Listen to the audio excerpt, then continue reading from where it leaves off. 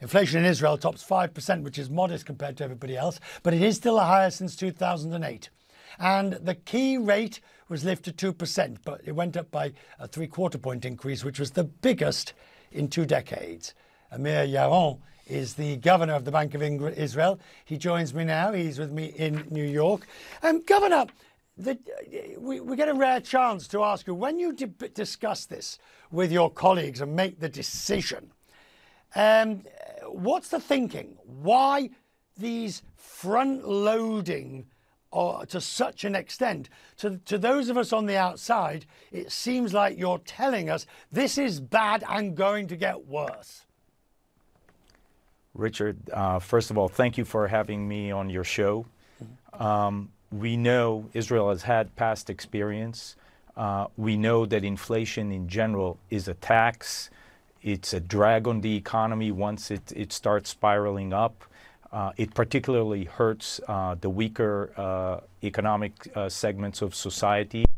And therefore, we are determined to bring it back into our target range of inflation. It's between 1% and 3%. Israel, as you mentioned, Israel is in a good economic situation. Our growth rate for Q2 was 6.8%.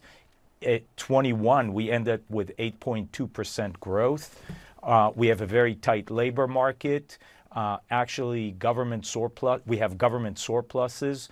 So the hike of 75 basis points that you've mentioned is appropriate, given the economic conditions. And I think it's important to have these principles of making sure you curb inflation. Front-loading seems to make the war with inflation more efficient. And these are also things that you've heard in Jackson Hole. And I think every country has to obviously apply them in their particular context. Right, but let me jump in here, Governor, because in the press release this last week, as you say, the chapter headings are: economic activity is strong, the labour market is tight, activity is strong, house prices up 17.8% over the last 18 months. The point is, the economy is robust, and therefore, I wonder how high do you think you will have to go to be restrictive, since I'm assuming that's what is necessary in terms of policy? It's a very good question, and obviously we're all working with a wide array of uncertainties, whether oil prices are coming down, how fast will supply chain will improve. But nonetheless, if you look at our forecasts and more of the professional forecasts, we see inflation coming down back to the target of 3% towards the summer of 23. Gradually, it's going to hover around 4.5–5% until the end of 22. That's what forecasters are looking at. And therefore, to be restrictive, we're going to have to have we're going to have to have the interest rate at the vicinity of 3 or 3+, to have that inflation really come towards, to such that inflation will be back in the target, indeed, towards the summer of 23. What do you say to those, and I'm thinking of the US here, which has a 2% inflation target, but you're in the middle. Let's say you get to 4%. And their economic pain is there in Israel, and there are real problems, and people are hurting. Will you pivot? Will you weaken? Will you make that? I mean, this is what the fear is in the Fed, that they'll get inflation down to 4 or 5%, and that they will bulk during the last 2 or 3%. What do you say, sir?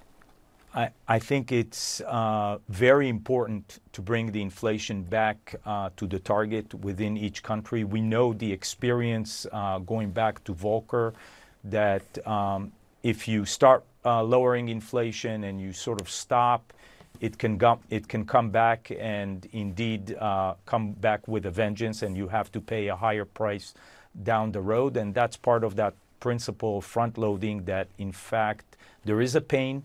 We understand it. We understand it in Israel, mortgage payers and others. The rise in interest rate is a pain, but we are doing these rate hikes to avoid a much greater pain down the road. And the Israeli economy, which of course is at the centre of innovation and technology, particularly new fintech and high tech and all of these sort of things. But if we're seeing technology companies being routed in the market, as we are, does that have an effect, do you think? Do you think that harms the domestic industry that you have in Israel, or is it just innovation that's going to win through come the day? Certainly, the high-tech industry has been the locomotive part of our economic train, and we certainly look at it very, very carefully. And what I think is, if you compare it to, say, 2001 or the dot-com decline, there are certainly corrections now that are happening on the technology side. Some of them are welcomed corrections, and in the micro, there are going to be companies that are definitely going to get hurt. But when we look from a macro perspective, our high-tech sector is much more formidable. It is diversified. It is much more mature.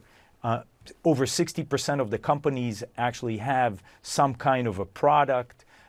So they're not just at that dream stage.